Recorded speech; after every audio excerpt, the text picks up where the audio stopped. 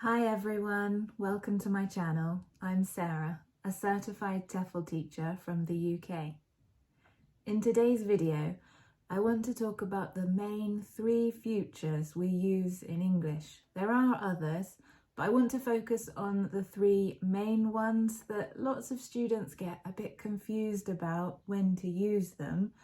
And lots of students, they always want to use will. It's okay if you use will, but it has a different feeling sometimes to what you really want to say. So let's have a look at the 3 main futures that it's good to understand. The first one is the present continuous. It seems a little bit strange that we use the present continuous to talk about the future.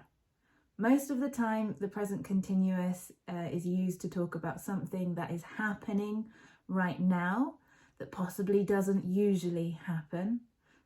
But it's also used to talk about the future when you have something that is planned or organised, or if you have an appointment, okay? So something quite concrete.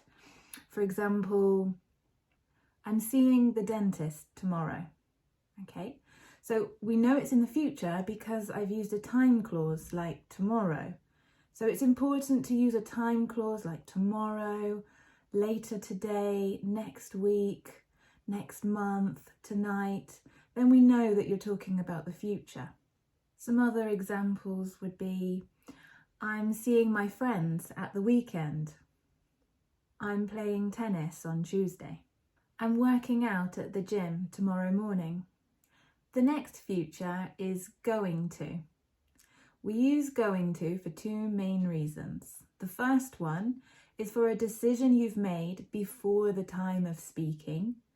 So this is really useful to talk about things that you've decided to do, such as New Year's resolutions. So this year, I'm going to get fit.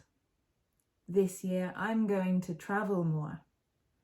This year, I'm going to work harder. It's also used to make predictions when you have evidence. For example, look at those clouds. It's going to rain. He's going to lose weight because he's on a diet. She's going to do well in her exams because she's studied a lot.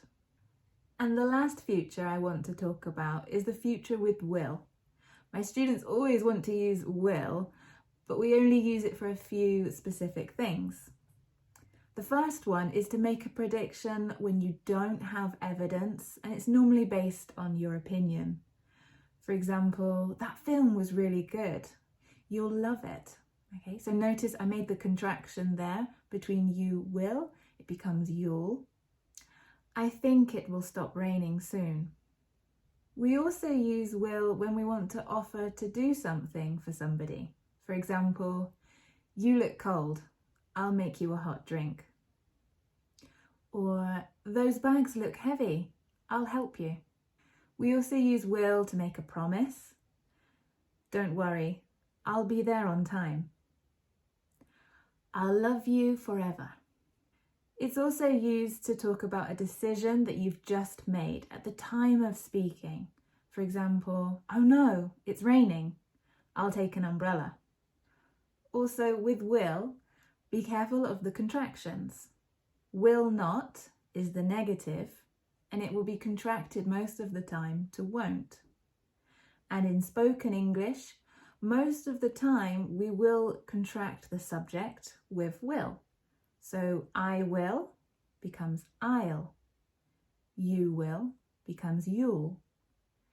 He will is he'll. She will, she'll. It will, it'll. We will, we'll. They will, they'll. I hope you found this video useful. If it helped you in any way, please share it with a friend, and don't forget to like and subscribe. I'll see you in the next video.